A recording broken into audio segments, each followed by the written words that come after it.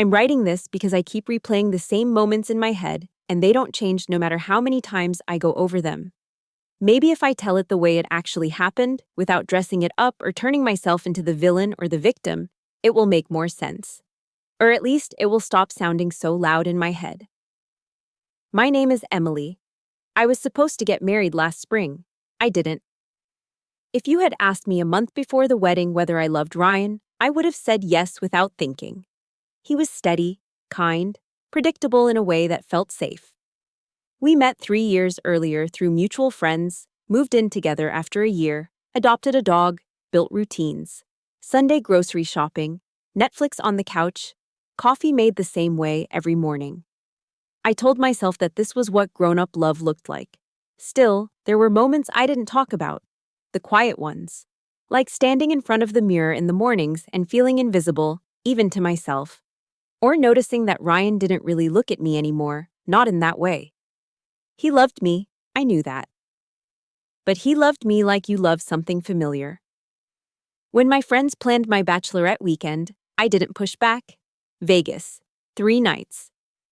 One last wild weekend, Jessica said, grinning at me over margaritas. Ryan just laughed when I told him.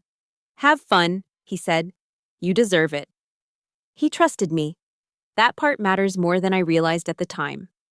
On the plane, I remember feeling lighter than I had in months. No wedding spreadsheets, no seating charts, no conversations about flower colors, just noise, drinks, music, and my friends treating me like I was still 22 instead of a woman about to be someone's wife. The first night was exactly what you'd expect. Loud bars, bad shots, too much laughing. Men noticed us, not in a creepy way, just casual flirting. I didn't shut it down, but I didn't lean into it either. I remember thinking, I'm allowed to enjoy attention. That's not cheating. By the second night, things felt different. We were at a rooftop bar, music thumping through the floor, the city glowing below us. That's where we met them. Tyler, Mark, and Evan. They weren't strangers off the street, friends of friends here for a conference. That detail mattered to me then. It made it feel safer, more normal. Tyler was confident in a loud way, the kind of guy who talked with his hands and made everyone laugh. Mark was quieter, sarcastic, always standing a little to the side.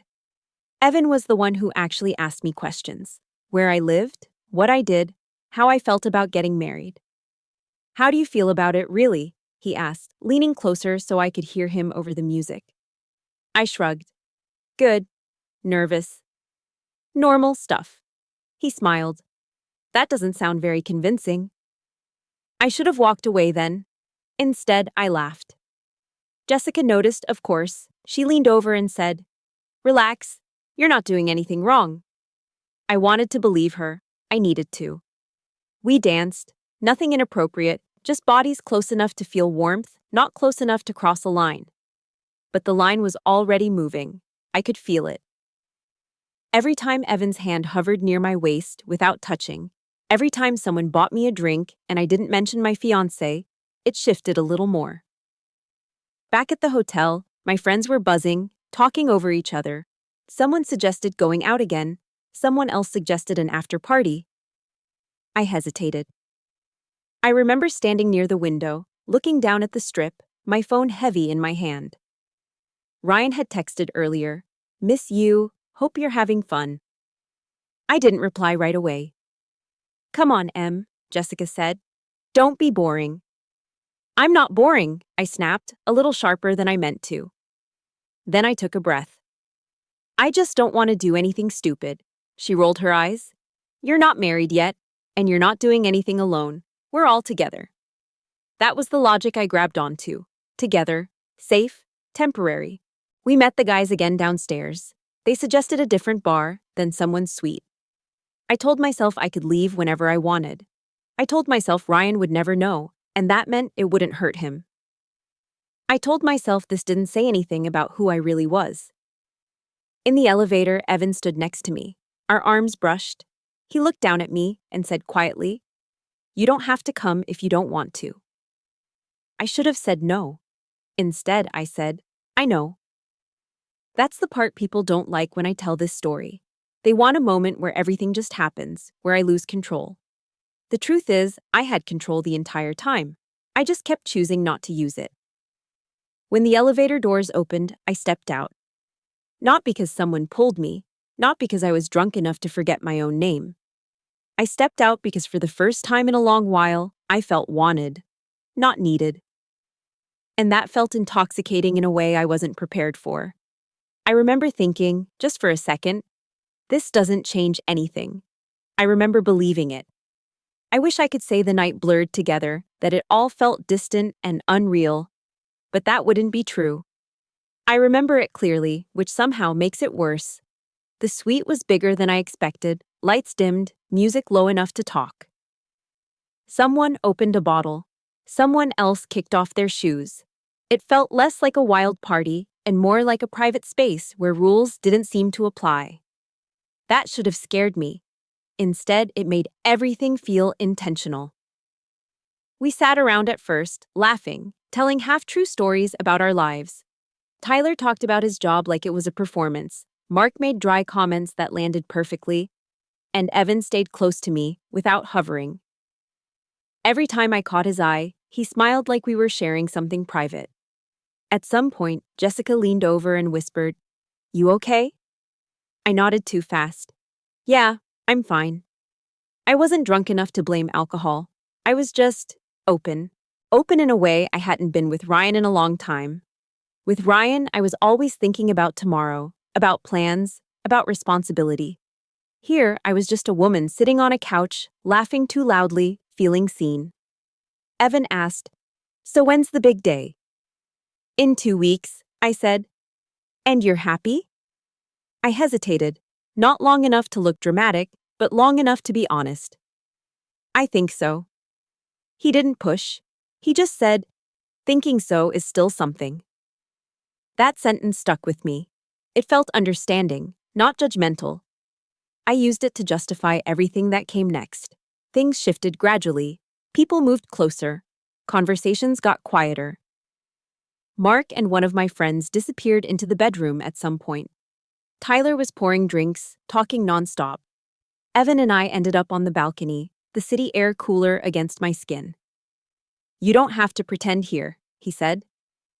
"I'm not pretending," I replied, even though I knew I was. He looked at me for a long moment. "You look like someone who's about to step off a cliff." I laughed, but my voice shook. "I'm just tired of being careful." He didn't touch me right away. That's the detail I keep coming back to. He waited, like he was giving me space to change my mind. When his hand finally rested on my arm, it felt like a question, not a demand. I didn't pull away. I'm not going to describe everything that happened after that. Not because I'm protecting anyone, but because the specifics don't matter as much as the choices. What matters is that I crossed lines I had promised myself I wouldn't cross. Not once. More than once. And not with just one person. There were moments when guilt flared up, sharp and uncomfortable. I remember sitting on the edge of the bed at one point, my heart racing, thinking, what am I doing? I thought about Ryan's face when he smiled at me in the kitchen, the way he kissed my forehead before work. For a second, I almost stopped. Then Tyler said something stupid that made me laugh, and the feeling passed. That's how fragile my loyalty turned out to be. In my head, I kept reframing it. This doesn't mean I don't love Ryan. This is just physical. This is my last chance to feel this way. The scariest part wasn't how easy it was to justify. It was how good it felt to believe myself. The next morning, sunlight streamed through the curtains like it was mocking me.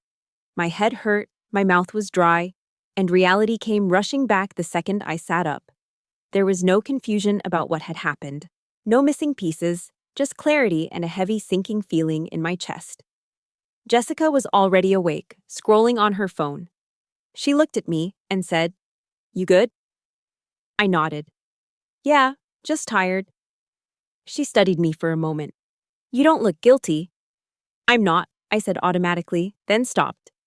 "I mean, I don't know." She shrugged. "It's done. Don't overthink it." That became the theme of the weekend. Don't overthink it. We flew home 2 days later, and by the time I walked through the door of our apartment, I'd convinced myself that what happened in Vegas was sealed off from the rest of my life. Ryan hugged me tight. "I missed you," he said into my hair. "I missed you too," I replied, and I meant it. That was another confusing truth. I could miss him and still have done what I did. The two things existed at the same time. He asked about the trip. I told him about shows, about food, about Jessica getting too drunk. I didn't lie outright, I just edited. I didn't see it as deception then. I saw it as protection. Why hurt him with something that didn't change how I felt about him? The weeks leading up to the wedding were busy enough to keep me from sitting alone with my thoughts. Fittings, meetings, last-minute changes. Ryan seemed happy, calm, grounded. Watching him move through those days so confidently made me feel small, like I was carrying something fragile and cracked inside me. At night, when he slept beside me, I stared at the ceiling and promised myself it would never happen again.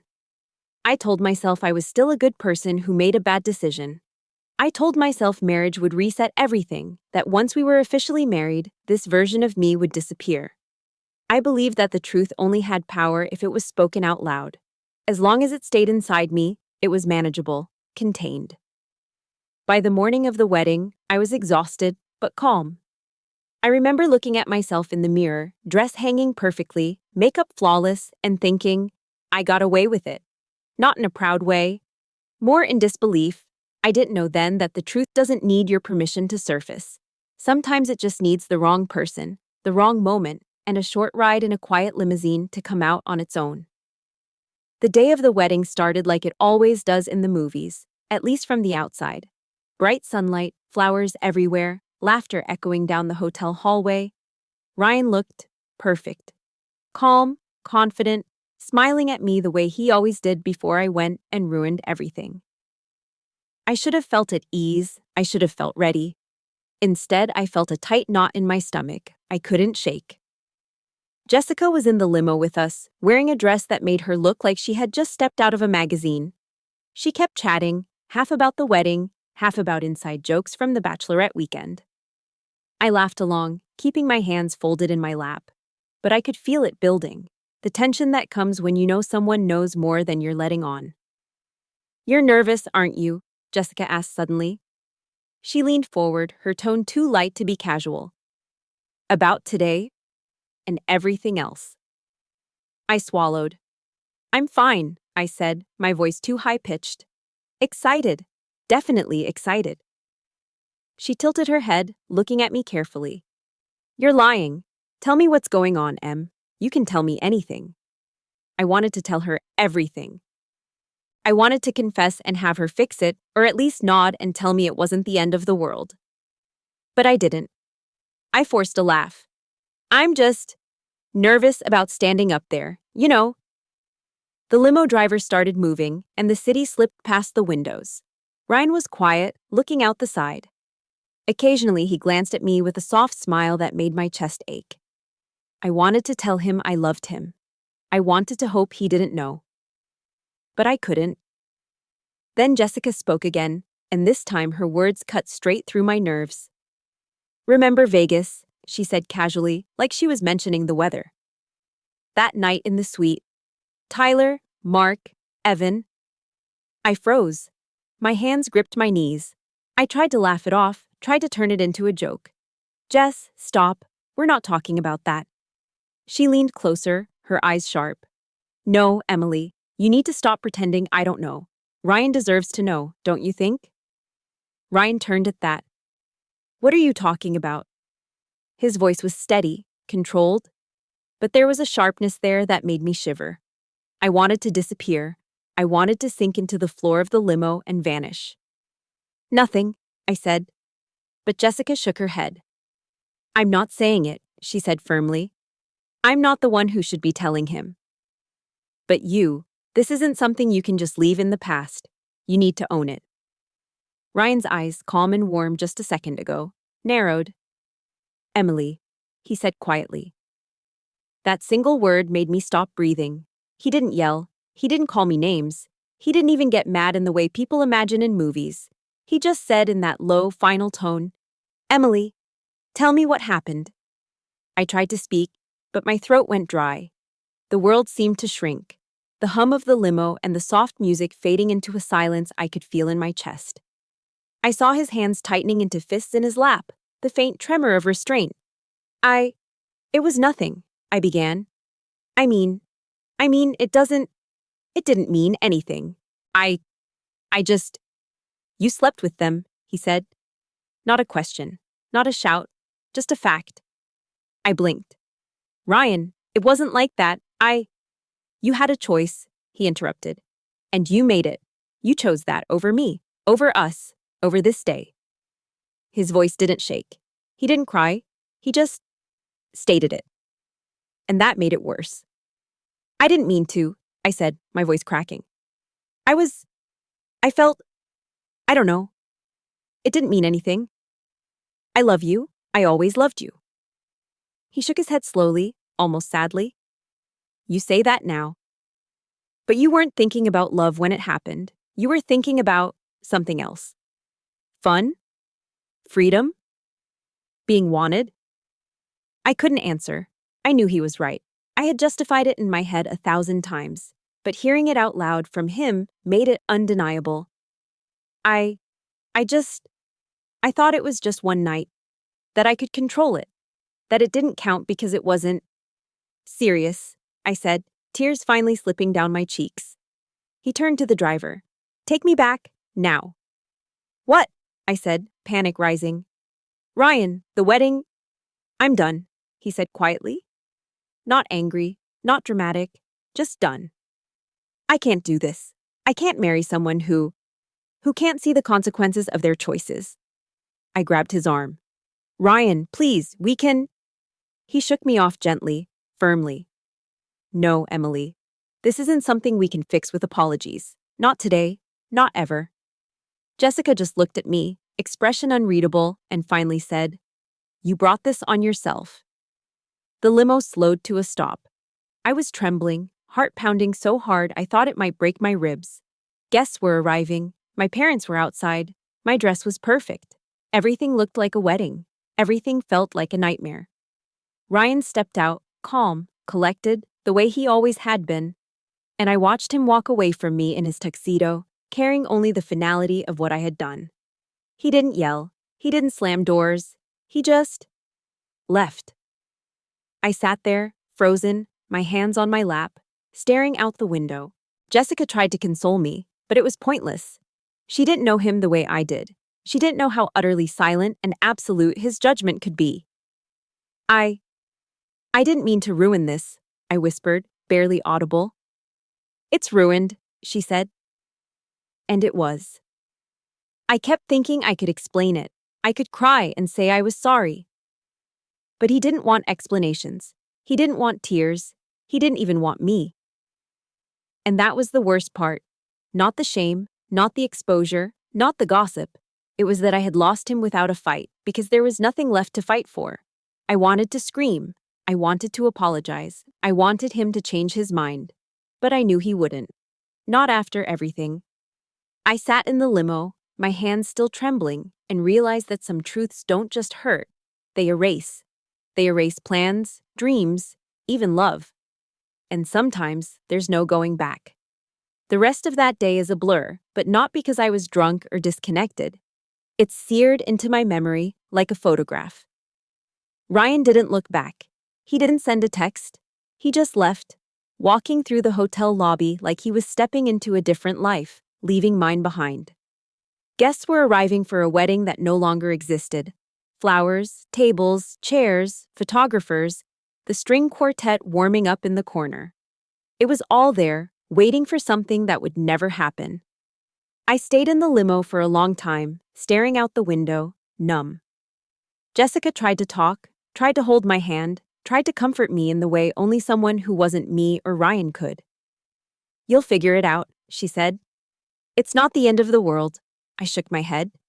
It is the end of the world. For us. For him and me. She was quiet then, finally. She didn't argue. She just stared at me the way I stared at the pavement below. And that silence made it worse. When we finally stepped out, people were looking at me, smiling politely, thinking I was happy, thinking I was ready. My parents hugged me tight, thinking I was nervous. "You look beautiful," my mom said. And I nodded, forcing a smile through the trembling that I couldn't control. My dad patted my shoulder and said, "Ready to walk down the aisle?" The words struck me like a punch. Walk down the aisle. There was no aisle. There was no Ryan. There would never be. I swallowed and nodded, letting them believe what they wanted. It wasn't their fault. It was mine. I tried to call Ryan later, in the quiet of our apartment that evening. One ring, two rings. His voicemail picked up. "Ryan," I whispered into the phone. "Please. Please just talk to me. I know I messed up, but I love you. I couldn't finish. I dropped the phone onto the bed and buried my face in my hands. It was like a part of me had been ripped out, and I could feel the space where it used to be. I tried texting.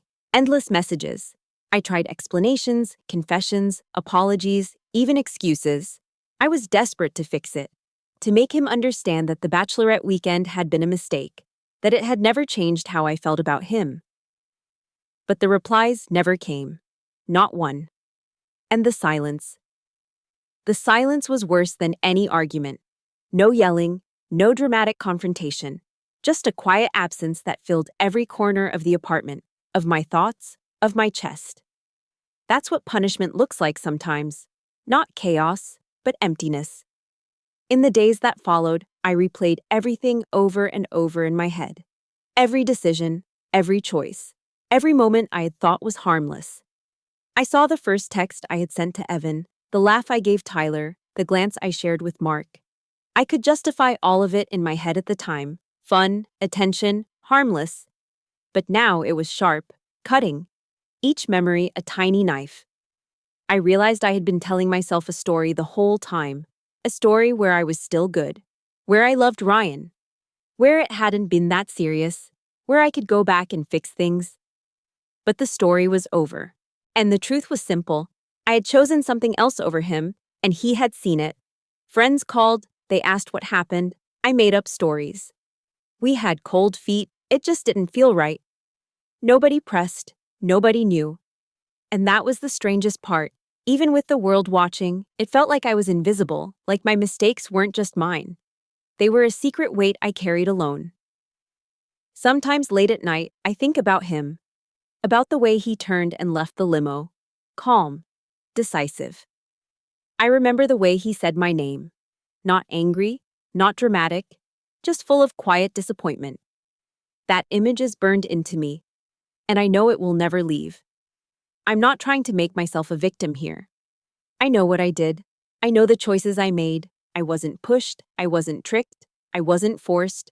I wanted it. I justified it. I lived it. And I lied to myself in the aftermath, thinking that love would make it okay. But love isn't always enough. Ryan taught me that. Not by yelling, not by leaving me a voicemail, not by dramatic gestures. He taught me that by simply walking away. Weeks later, I finally accepted that some things can't be fixed. Some trust can't be rebuilt. Some moments can't be erased. The wedding dresses I tried on, the seating charts I folded, the flowers I never ordered, none of it mattered. All that mattered was what I had done and what I had lost. I still think about him sometimes. I wonder if he's happy, if he forgives me in a way I can't forgive myself. But mostly, I think about the choices I made and the person I revealed myself to be. And I write this now, not because I expect anyone to understand, not because I want sympathy. I write this because I have to face it, because I have to admit to myself finally that I ruined the one thing I loved most, and no amount of regret will change that. If there's a lesson here, it's that some mistakes aren't about the heat of the moment. Some mistakes are deliberate. Some are choices made slowly, with eyes open, until you realize too late what the consequences are. I made that choice. And Ryan, in his quiet, unshakable way, made his. He left. And I am left with everything else. The silence, the guilt, and the knowledge that there's no going back. Sometimes I catch myself imagining the limousine that day. The city lights flashing past, Jessica talking, Ryan sitting beside me, calm and certain. And I realize that memory will always be perfect. Not because it was happy, but because it was final. Because it marked the end of something I didn't deserve to keep. I thought I could have it all. Freedom for a night and love forever. I was wrong. I can still remember every detail, every laugh, every look, every touch. And I can still hear his calm voice saying my name and walking away, leaving me to face the emptiness I created. I am Emily, and I ruined my wedding. And I deserve to remember it every single day.